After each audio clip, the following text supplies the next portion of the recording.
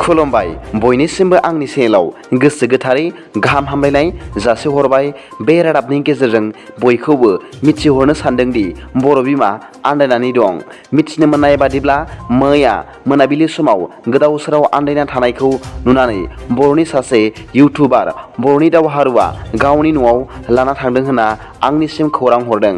बिनिखायनो जायफोर बे बर' बिमाखौ सिनायो अब्ला होखानाय जानबुं नम्बराव खौरां लाहर। फै जों बिथां बर'नि दावहारु आरो बर' बिमानि फंनैसो बाथ्रा खोनासंनि। बबेनिबा आबै नै नोंथांमोना सिनायोब्ला बयनोबो शेयार खालाम। बियो दा गावनि न'खौ गामिखौ आन्दायनानै दङ। दा बेखौहाय आङो लांनोसै आंनि न'आवहायनो। बेखौहाय रायमना सराइबिलाव लोगो मोननानैहाय माखासे मानसिफ्रा दिखोनानै हरफादों। दा आङो बेखौहाय बबेनि सिनाया मोजांखौ ओमफ्राय गामिखौबो सोंदोंमोन आं, गाव मोजांखौ खोन्था रोङाखै। नोंथांमोना सोरबाबो सिनायोब्ला अननानै नैबे आंनि कन्टेक्ट नाम्बारावहाय कन्टेक्ट खालामनानै लांफैनो हागोन। आङो बेखौहाय आंनि न'आवनो दोनहैथ'नोसै आङो। आबै नोंना मा गामि होनदोंमोन एसे खोन्थाहर दे। सुन्दरी बांगाल गामिखौ खोन्थाहरदो दे आबै। सुन्दरी बांगालबा गेन्देरगाव बाबा। खनसे बुंलाय। सुन्दरी बांगालबा गेन्देरगाव। डिस्ट्रिक्टखौ मिन्थिया नोङो? चिरां डिस्ट्रिक्ट। चिरां डिस्ट्रिक्ट। औ। चिरां डिस्ट्रिक्टनो दा सोरबाफोर सिनायोब्ला नुदोंब्ला अननानै नैबे आंनि कन्टेक्ट नाम्बाराव कन्टेक्ट खालामदो। बिथाङा आन्दायनानै दङ। दा आङो बिथांखौ लांनोसै आंनि न'आवहायनो दोनहैथ'नोसै।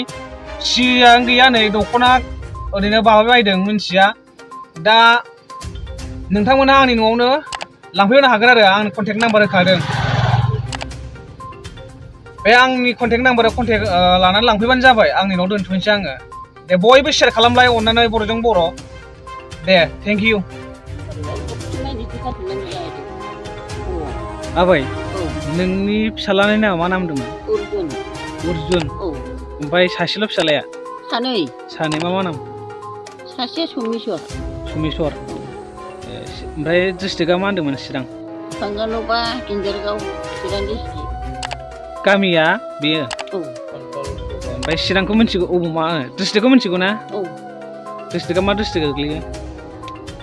चिराङानो गोलैयोदां आदै। चिराङानो गोलैयो? औ। ओमफ्राय नों माला फैनायमोन? आं फुंनिफ्रायनो बाहायनो दङ। बेसे गोबावसै नों फैनाया? गोबावानो बिदिनो थांलाय फैनायानो खालामनाय जाहैयो ना बाबा। आंथ' मिथिला जाहैबाय नोंखौ, नों माला फैदों?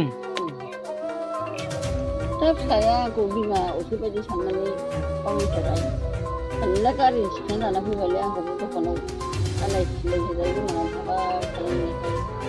नोंनि बिगुमा लांफैगोन दे। गाबोन लांफैगोन ना माला लांफैगोन जिखुनु नैबावहाय आं भिडिअ बानायबायना, बे भिडिअखौ बयबो नुसिगोन नोंनि न'खरनि मानसिफ्रा। ओमफ्राय दा नोंखौ लांनो फैगोन आरो नों सिन्था खालामनाङा दे।